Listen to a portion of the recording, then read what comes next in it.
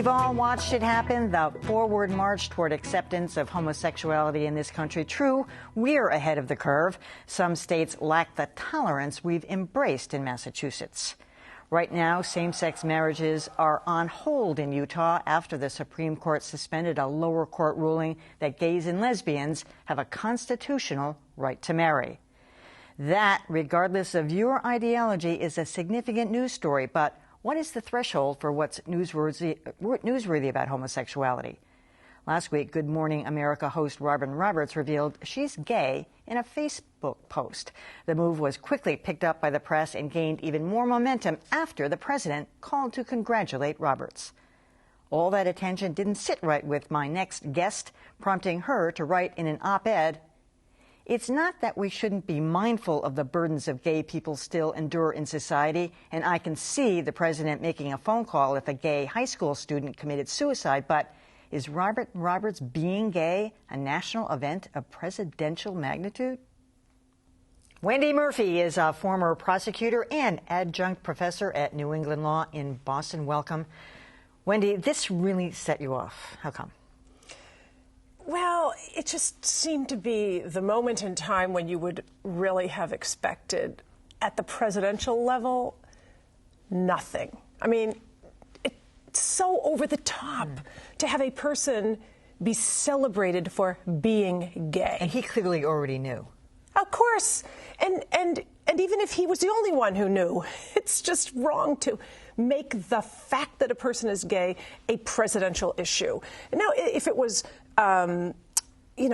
some serious matter related to being gay, like let's say she was fighting for marriage rights in one of the states that's still, not on board, okay. But I think if that were me, and I'm not gay, I'll never be gay, I don't know what it feels like to be gay, but I felt as though if it were me, I would have been offended. Don't patronize me. Don't pat me on the head like I'm a dog. I'm just a person. Treat me like everybody else. There's nothing all that scandalous about being gay, and you make it scandalous when you over-celebrate the disclosure. All right, I want to bring another voice in onto the discussion. The Reverend Irene Monroe is a lesbian activist. She writes a weekly column for the LGBT publication Bay Windows and blogs for the Huffington Post as well. Irene, is it different when you're African-American, minority in any way, because there's a greater stigma in certain communities of color, Latino communities as well? Absolutely, and it really is a big issue.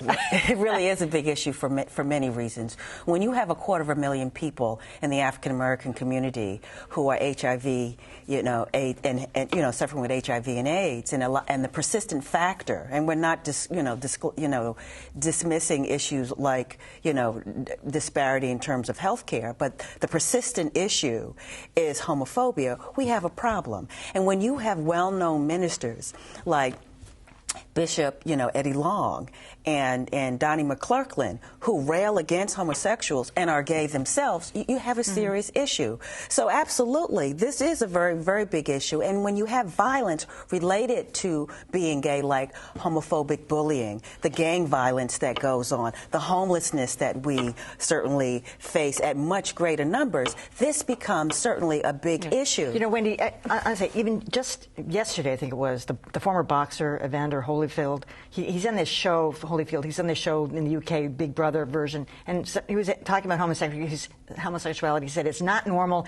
and you can fix it like any other disorder. So this... Yeah, but look, you don't have to reward guys like that with attention. That's a problem. You problematize things for too long. You actually give value to the objectors.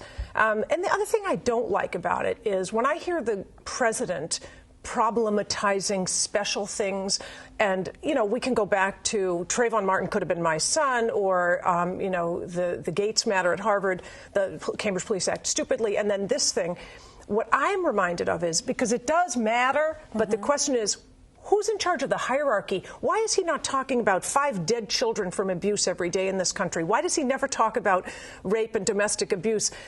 I feel as a hierarchical matter, that when he elevates something relatively minor, like just being gay and not being beaten because you're gay, it is insulting to the nature of what it means to be an inclusive community. But there's a celebrity factor here. Yeah, absolutely. I mean, we want to put up a picture of one of the Robin things, Roberts in her. One of the things is that Robin Roberts certainly has that's her girlfriend over her left shoulder. Within the larger community, but also within the African American community. One of the things that we lack in the African American community are role models. That's why when Jason came out, Jason Collins, the NBA player, that was like the great black hope.